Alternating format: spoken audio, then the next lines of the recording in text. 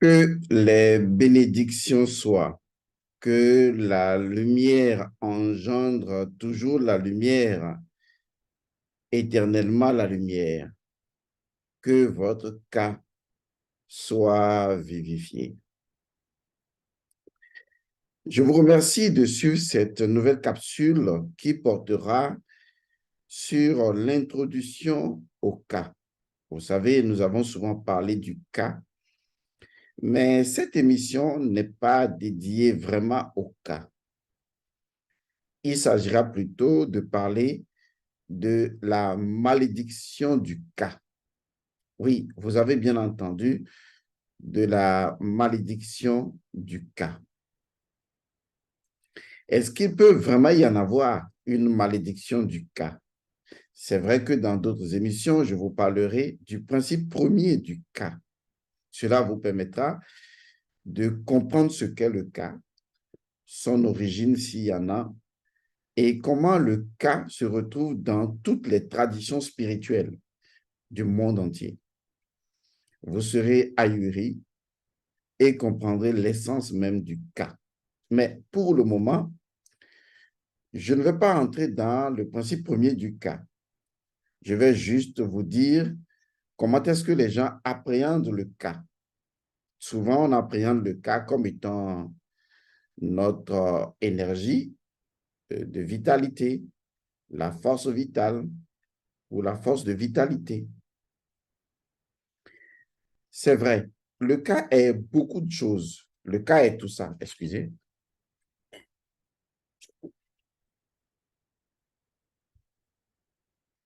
Vous n'imaginez pas jusqu'à quel point le cas est impressionnant. Et c'est une fois encore à ce niveau que vous verrez le génie de la spiritualité ancestrale de nos ancêtres. Le cas n'est pas simplement la vitalité. Le cas n'est pas simplement le double vital, le double de l'homme. Le cas n'est pas simplement l'énergie de vitalité. Le cas est tout ça. Le cas est beaucoup plus. Pour l'Égyptien, le cas, c'est également la santé, la guérison. Pour l'Égyptien, le cas également, c'est la nourriture. Le cas, c'est l'autre. Le cas, c'est l'arbre. Le cas, c'est la rivière. Le cas également, c'est la nature. Le cas, c'est le soleil. Le cas, c'est la lune. Mais pour comprendre la complexité du cas, il faut maîtriser le principe premier du cas pour savoir vraiment quelle est la compréhension que l'Égyptien antique a ou avait du cas lorsqu'il désigne les choses, lorsqu'il dit par exemple à ton cas, buvons à ton cas, mangeons à ton cas. Et c'est là que vous allez comprendre lorsque je parlerai du principe premier du cas. Vous allez comprendre qu'il existait déjà dans l'Égypte antique et il existe encore aujourd'hui. Le seul ordre ou l'un des ordres primordiaux, je suis gêné de l'appeler ordre. Je préfère dire communauté. L'une des plus antiques communautés qui a survécu à toutes les ères et qui survit toujours à toutes les ères astrologiques et qui demeure ce que je pourrais appeler l'élément de référence ou la communauté de référence, un ensemble d'adeptes, un ensemble de hakou, des esprits glorifiés qui demeurent dans l'interface de notre planète Terre et qui détiennent les connaissances primordiales sur tout ce qui a été, tout ce qui est et tout ce qui à jamais sera. Les Égyptiens les connaissaient depuis très longtemps. On retrouve leur présence dans les fresques égyptiennes, dans certaines littératures. Lorsqu'on vous parle souvent des personnes qui mangent le cas, est-ce que ça vous dit quelque chose, les mangeurs de cas? On les retrouve également en sorcellerie, pas ces adeptes, mais le concept de manger le cas. C'est ce qui va donner naissance à le sorcier mange l'âme. Le sorcier ne mange pas l'âme. Le sorcier mauvais, il est tout simplement un déchet de ce que représentent les glorieux adeptes, généralement nommés les mangeurs de ré, ou tout simplement les mangeurs de Dieu. Cette communauté existe, a toujours existé, et les adeptes ont des milliers d'années d'existence. Pourquoi? Simplement parce que ce sont des êtres pas extraordinaires, mais ce sont des êtres qui ont arrêté de manger le cas à travers les formes, qui mangent directement le cas. On les appelle les mangeurs de cas. Lorsque vous consommez de la nourriture, lorsque vous consommez de l'eau, lorsque vous consommez des fruits, quel que soit ce que vous consommez, que ce que vous soyez végétarien ou non, végétalien ou non, qu'est-ce que vous consommez vraiment à travers toutes les choses que vous ingurgitez, à travers également la respiration? Qu'est-ce que vous consommez selon vous? Vous ne consommez que la seule unique force de vitalité qui fait mouvoir toute l'existence. On l'appelle le Ka. Il y en a qui consomment le Ka à travers la viande. Il y en a qui consomment le Ka à travers les fruits. Il y en a qui peuvent consommer le Ka uniquement à travers de l'eau.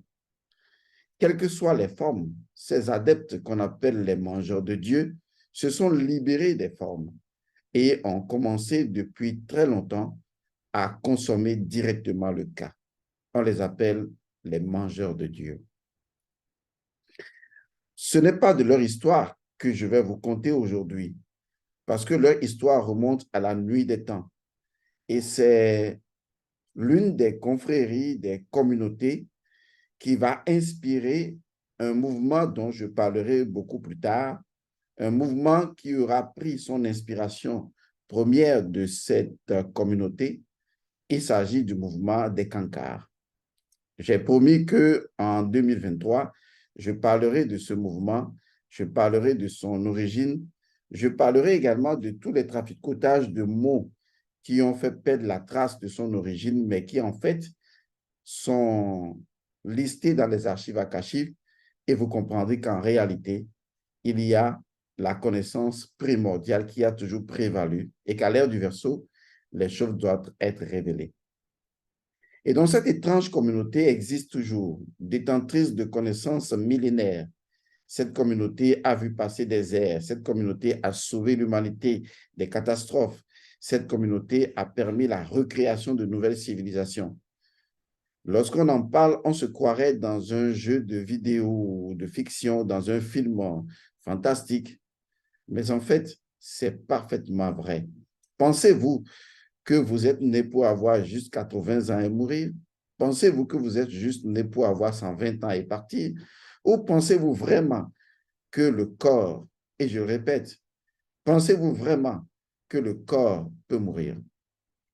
Oui, je sais, c'est absurde ce que je dis, mais et si en fait on changeait de perspective? Et si on se posait la question plutôt de savoir pourquoi le corps ne meurt jamais? Oui, je sais, c'est dingue. Je sais que se poser même la question, c'est dire que Monsieur Godson est malade. Oui, je suis un peu malade mental, ça je le reconnais. Ma folie douce me plaît. Mais et si on se permettait de poser des questions qu'on ne se permettait pas de poser? Et qu'en ce moment, en se posant ces questions, on ouvrait d'autres champs, d'autres perspectives. Et la question est claire, elle est nette, elle est beaucoup plus simple à saisir. Pourquoi est-ce que le corps physique ne meurt jamais? L'absurdité même de la question nous permet d'ouvrir des perspectives nouvelles. Parce qu'en réalité, est-ce que le corps meurt vraiment? Lorsque nous savons que la matière est immortelle et éternelle, est-ce que le corps meurt vraiment? Au fait, c'est des choses que nous devons résoudre avec nous-mêmes. Et quand on peut les résoudre, on laisse toujours un peu plus de place à l'énergie de vitalité, à la vitalité, dont le principe premier vous sera révélé une autre fois sur cette chaîne. Mais ce que vous devez savoir, il existe des confréries, il existe des communautés, des êtres exceptionnels qui se sont affranchis de la consommation de la nourriture par le corps physique et qui ont décidé de consommer directement à travers la glande pituitaire, à travers la glande pinéale, qui ont décidé de consommer à travers ces deux glandes-là le Ka et de se nourrir directement du Ka. On les appelle les mangeurs de Dieu, les mangeurs de Ka. Certes, le Ka n'est pas Dieu, mais vous comprendrez en fait que lorsqu'il est possible de faire doter le Ka d'une conscience propre, eh bien, cela devient une entité purement vivante. Et c'est justement ce qui m'amène à vous parler de cette étrange chose que j'ai nommée la malédiction du cas. Mais je le répète, le cas ne maudit pas. Mais d'où vient alors la malédiction? OK, temporisons-nous. Je vous ai toujours dit qu'il ne faut pas vous faire emballer par les mots. Qu'est-ce que la malédiction? C'est une maldiction. Et donc, quand vous faites une diction de façon désordonnée, c'est une mauvaise diction. Une diction, c'est une forme d'expression, c'est une libération de l'énergie, c'est une vibration, c'est faire vibrer quelque chose. Et lorsque vous faites vibrer mal quelque chose, vous êtes dans une malédiction et donc vous générez tout simplement de la malédiction. Le fait de ne pas se conformer à l'ordre naturel dans vos comportements quotidiens est une malédiction et une malédiction. Cela va créer des entités de malédiction et cela va conditionner votre existence. Et comme les entités elles-mêmes vont se réfugier dans votre double éthérique, eh bien, ces entités sont transmissibles de génération en génération parce que, oui, c'est vrai, le cas est une énergie intergénérationnelle. Alors, on ne va pas faire longue cette vidéo, on va la faire courte. Qu'est-ce que donc la malédiction du cas? Dans la tradition égyptienne, lorsque vous mangez, par exemple, lorsque vous avez une alimentation devant vous, et non pas seulement dans la tradition égyptienne, hein, même quand nous, on était enfants et qu'on mangeait, quand nous mangeons à même le sol, c'est ce qu'on fait au village, on écarte les jambes, on met la nourriture entre les jambes, on mange. Si on doit manger avec tout le monde, c'est pareil, on mange tous dans un même plat. Lorsque vous mangez et que des adultes sont à côté de vous, vous allez comprendre de quoi je parle, puisque vous savez que c'est comme ça. Quelle que soit la civilisation à laquelle vous appartenez, c'est comme ça. S'il y a une chose que l'on demande véritablement d'observer, je dis bien d'observer lorsque l'on mange, puisque c'est l'exemple le plus simple, manger le cas sous forme d'aliment, puisque l'aliment est du cas. S'il y a une chose qu'on vous demande de faire vraiment, c'est d'observer le rituel du cas. Lorsque vous n'observez pas le rituel du cas, alors il se produit une situation désagréable, la malédiction du cas. Il existe vraiment le rituel du cas. Le rituel du cas est partout, dans tous les comportements que nous avons. Car normalement, chaque attitude, chaque comportement devrait nous permettre de se nourrir du cas. Lorsque j'ai des amis doivent me permettre de me nourrir du cas, d'échanger du cas avec eux. Lorsque je mange, lorsque je fais de la piscine, lorsque je marche, lorsque je respire, c'est-à-dire lorsque je suis en phase avec le Dieu chou, je respire, eh bien, je dois inspirer du cas. Je dois libérer également du cas. Donc, toute l'activité humaine est mue par le cas. Et c'est la raison pour laquelle le rituel du cas est un rituel permanent. C'est un rituel qui requiert votre conscience. Et une fois que la conscience devient un élément fondamentalement présent dans le cas, eh bien, le cas prend une autre configuration. Et cette configuration, eh bien, vous la retrouverez toujours dans la capsule que j'aborderai quand je parlerai de ce mouvement Ekankar. Vous verrez comment les gens ont intelligemment travaillé la tradition ancestrale africaine et ont émis des hypothèses qui leur permettent aujourd'hui de construire leur mouvement. Mais ce que ces gens ne savent pas, c'est que toutes les choses de la création, quelles qu'elles soient, laissent toujours des traces. Il n'y a rien qui ne laisse trace. Et les traces, on peut les suivre comme un bon chien. Revenons donc à ce qui est important pour nous dans cette capsule, même si je fais des petits pics pour vous attiser la conscience. J'aime bien faire ça, troubler les gens, perturber les gens, énerver les gens. J'aime ça, c'est bon. Polluez votre cas quand vous êtes en colère. Je m'en balance. C'est votre cas, polluez-la tant que vous voulez. C'est juste une petite leçon que je voudrais vous donner. Alors, quel est le rituel du cas? Donc, quand nous, on était enfants et qu'on devait manger, on nous imposait le silence. Vous allez me dire, mais est-ce que c'est le silence qui est le rituel du cas? Non, ce n'est pas le silence. Parce qu'il y a quelque chose dans le silence.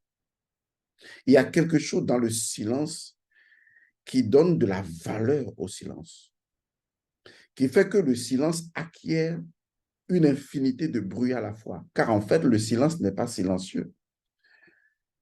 Lorsque vous atteignez la vibration du silence, vous êtes dans un état de total éveil, de totale conscience. En fait, vous êtes dans un état de totale présence. Le fait ne consiste pas à garder silence, mais le fait, c'est d'aller dans la profondeur du silence. Est-ce que vous avez vraiment connu le silence? Si vous l'avez vraiment connu le silence, il n'y a qu'une seule chose qui vous viendra à l'esprit lorsqu'on vous parle du silence.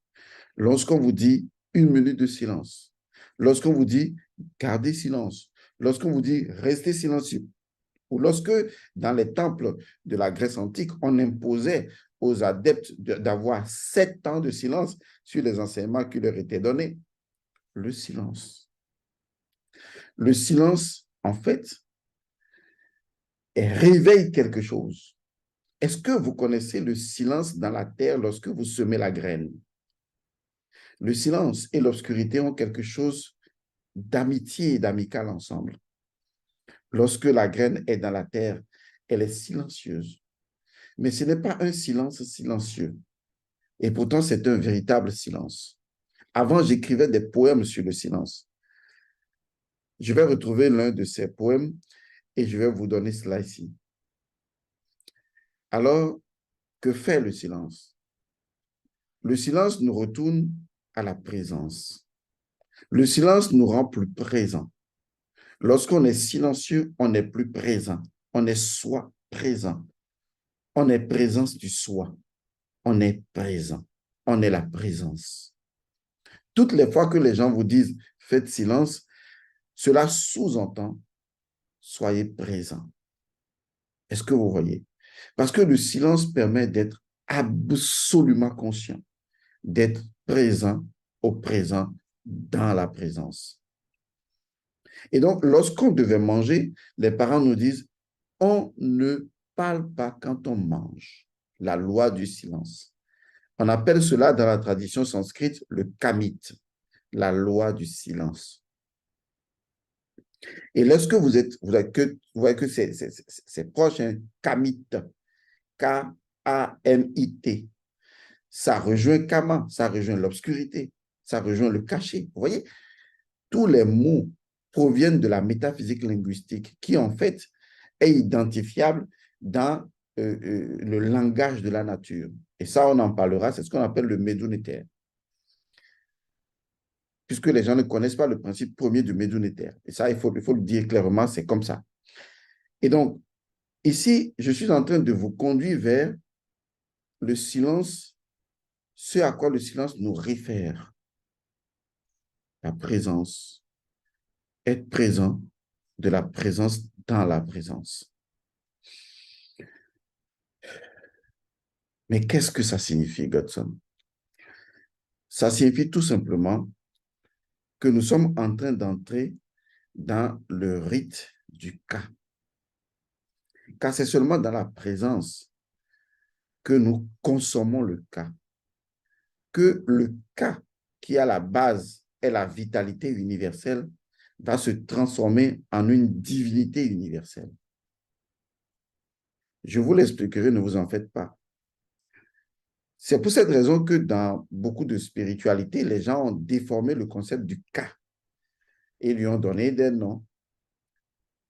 Le cas, la vitalité universelle qui émane de l'Ankh, la vie, lorsque vous mangez, vous devez être silencieux. En fait, vous devez être présent. Lorsque vous êtes présent et conscient à ce que vous mangez en ce moment, vous honorez le cas. Si vous n'êtes pas silencieux, conscient et présent à ce que vous faites, le fait de manger, alors vous polluez le cas. Et c'est ce qu'on appelle une maldiction. Car l'addiction, dans ce cas, consiste à manger. À manger quoi? Pas de la nourriture, à manger du cas à travers la nourriture. Le rite du cas impose à celui qui mange le cas d'être concentré, d'avoir une centration, une conscience au centre.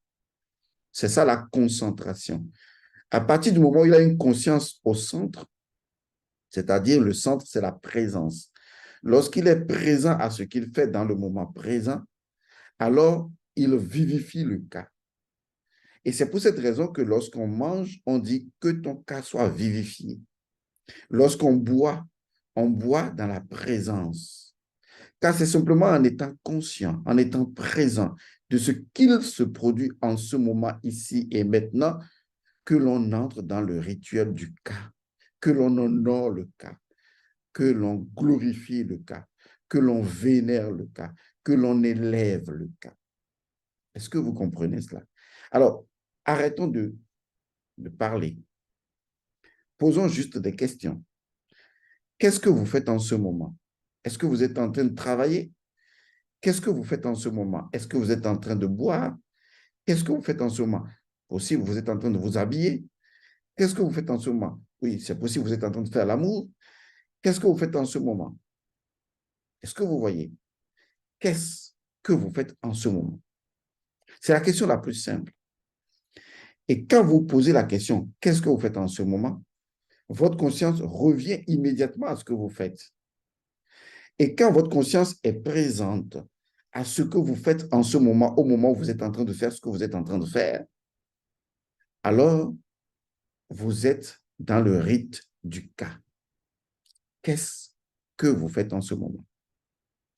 Est-ce que vous savez comment l'Égyptien prononce le mot qu'est-ce?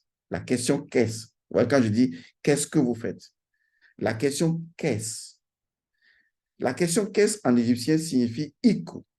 Ik. Vous voyez? Oui, ik. Qu'est-ce? Ik. I-K-H. Ik. C'est ce que ça veut dire en égyptien. Qu'est-ce que ik? Qu'est-ce? Ik. Parce que une fois que vous posez la question qu'est-ce? La conscience fait ça s'illumine. Ik. Il y a un éveil. Posez-vous la question. Qu'est-ce que je suis en train de faire en ce moment? Automatiquement, la conscience ik. Ça arrive là, tout de suite. Oui, je sais, je vous étonne. Ne vous en faites pas. Je vous étonnerai plus que ça. Parce que comme je le dis, les choses laissent des traces. Et on peut, comme Anubis, remonter le fil des traces et les retrouver dans tous les mondes en suivant le chemin du Seigneur des mondes, la mort. Oui, je parle en allégorie. D'accord, vous avez compris. C'est pour vous dire que si vous voulez honorer le cas, si vous êtes en train de mettre votre montre là, comme je suis en train de le faire, vous devez être conscient de ce que vous faites. Qu'est-ce que je suis en train de faire? Qu'est-ce que je suis en train de faire maintenant? Qu'est-ce que je suis en train de faire? Vous voyez, je suis conscient tout de suite lorsque la question se pose. On rentre dans le rituel du cas. Alors, qu'est-ce que vous allez faire à partir de cette vidéo? Est-ce que vous allez être conscient au moment où vous êtes conscient que vous êtes conscient et être en train de faire ce que vous êtes en train de faire? Il m'arrive lorsque je suis dans ma chambre de passer la main sur la télé, de passer la main sur l'armoire, de passer la main sur les objets.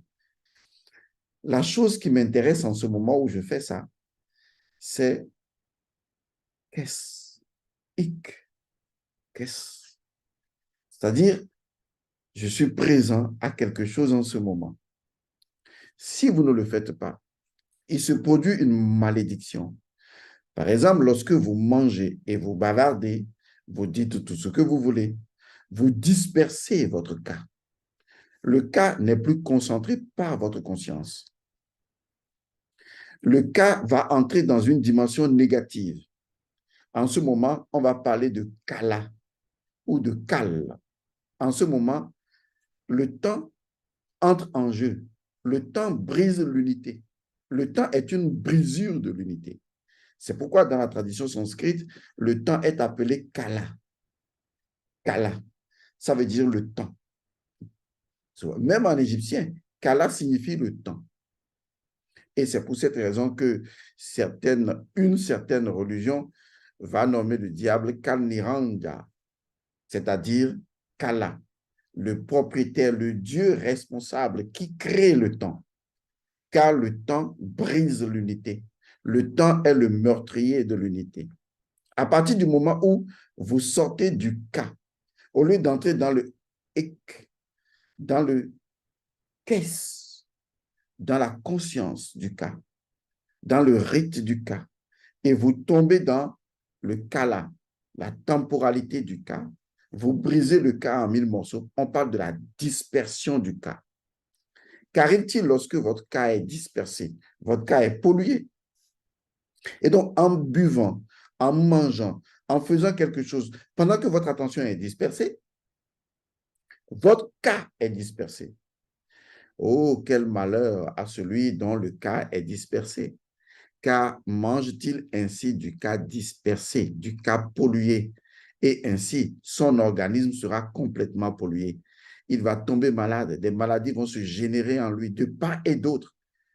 Le cas va lui nuire parce qu'il aurait nuit au cas.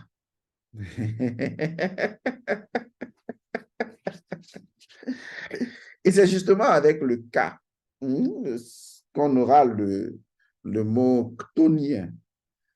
Vous voyez, quand je parle de chtonien ou de chtonien, on aura cette énergie primordiale. Les choses laissent des traces. Les traces, on sait les retrouver grâce au principe premier. Alors, pour finir, je vais vous conseiller une chose. Soyez présent à ce que vous faites maintenant. Chaque fois que vous faites une chose, soyez présent à ce que vous faites là, tout de suite. Quand vous regardez la télé, regardez la télé. Quand vous mangez, mangez. Quand vous dormez, dormez. Veillez à ce que la conscience soit au centre dans son action. C'est ce qu'on appelle la concentration. À partir du moment où l'attraction de la conscience est au centre, vous êtes dans la présence, car la concentration, c'est être présent à ce que l'on fait en ce moment. Une fois que vous êtes présent à ce que vous faites en ce moment, il se produit un échange de cas entre ce que vous faites et vous. Et la chose se nourrit de votre cas et vous vous nourrissez du cas de la chose. C'est l'échange sous forme de relation intriquée entre deux choses. À partir de ce moment, votre cas sera toujours vivifié. Mais si vous n'êtes pas présent à ce que vous faites une autre chose et vous êtes ailleurs, vos pensées sont ailleurs, que votre cœur est ailleurs. Vous savez, cette trilogie du bouddhisme, à savoir pensée juste, parole juste, action juste, c'est pour mobiliser la bonne diction du cas. Parce que si vos pensées sont ailleurs et que votre cœur est ailleurs, votre parole est ailleurs, vos actions sont ailleurs, eh bien là, vous êtes foutu avec 4F parce que votre cas sera complètement disloqué. Car le cas est l'énergie ou la vitalité qui maintient votre esprit à votre mental à votre corps, à votre cœur, à votre intellect, à votre biologique. Il y a toujours du cas entre les différents corps de l'homme. Le cas interpénètre tous les corps. Et s'il arrivait que la pensée soit ailleurs, que l'émotion soit ailleurs, que l'action soit ailleurs, eh bien, le cas est disloqué. Or, vous consommez toujours du cas. Et alors, vous êtes dans la malédiction du cas.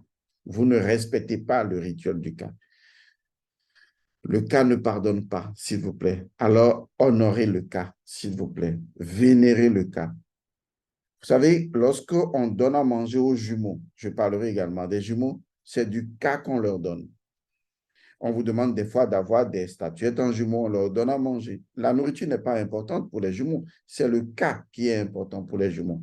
Et si en fait on fournissait ce cas aux jumeaux d'une autre manière, eh bien, il n'y aurait plus besoin d'avoir de la nourriture devant des statuettes. Parce qu'il est nécessaire justement de donner aux morts, à tout le monde, du cas. Eh bien, on n'a pas besoin non plus de nourrir avec la nourriture physique les morts. On peut leur donner directement du cas. Vous voyez, c'est le cas qui est important. Aujourd'hui, à l'ère du Verseau, nous pouvons rester dans les principes et honorer toujours la spiritualité ancestrale. Je vous remercie. J'espère que vous avez compris et que les bénédictions soient.